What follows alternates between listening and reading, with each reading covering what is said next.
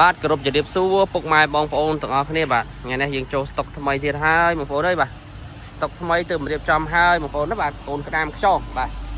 ប្រភេទកូនឡានមកដល់ទៀតហើយបងប្អូនបាទគេ Morning ឆ្នាំ2005បងប្អូនណាបាទប្រភេទឡានស្អាតបាទឡានអត់បុកប៉ះទេបងប្អូនបាទឡានអត់មានពុកច្រេះទេម៉ាស៊ីនប្រអប់លេខគ្រឿងក្រមឲ្យហាប់រត់ស្រួលតែម្ដងអញ្ចឹងបងប្អូនយកទៅគឺប្រើអត់បាច់រៀបចំអីទេអញ្ចឹងបងប្អូនមកទស្សនាមួយខ្ញុំមកជុំទាំងអស់គ្នាបាទណែបងប្អូន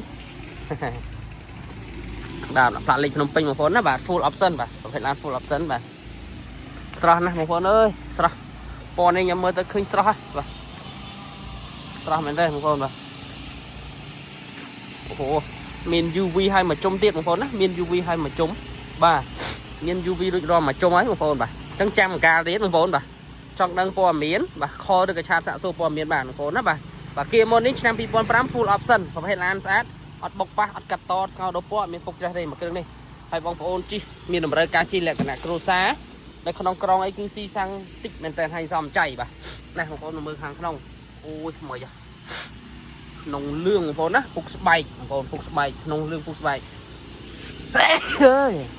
អស់សំទោសបងអើយដាស់សាយបន្តិចអើយណែបងប្អូនណាមើលផ្នែកខាងក្នុងវិញគឺថ្មីមែនតើអញ្ចឹងបងប្អូនដែលស្រឡាញ់បាទប្រភេទពួក Kia Morning នេះបាទចង់បានយកទៅប្រើលក្ខណៈគ្រួសារបងប្អូនអាចខលឬក៏ឆាតសាកសួរព័ត៌មានបានតម្លៃ 4000 ជាងចរចាទេបាទហើយអ្នកខ្លះតែងតែសួរខ្ញុំច្រើនណាតើតងជាមួយនឹង Morning នេះអាចជិះបានឆ្ងាយអត់បងប្អូនណាបាទគឺធានាជូនបងប្អូនជិះទៅដល់ណាក៏បានដែរសំខាន់យើងឆែកទៅមើលប្រព័ន្ធទឹកប្រព័ន្ធភ្លើងវាឲ្យតែល្អទៅ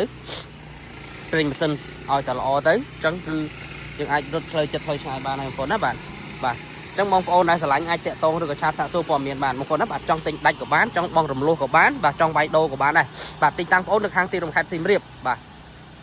កុំឲ្យឡានមកគឺគេយកទៅបាត់ទៀតបងប្អូនណាបាទបញ្ជាក់ជូនបងប្អូនបាទKia Morning ឆ្នាំ2005បាទ2005បាទ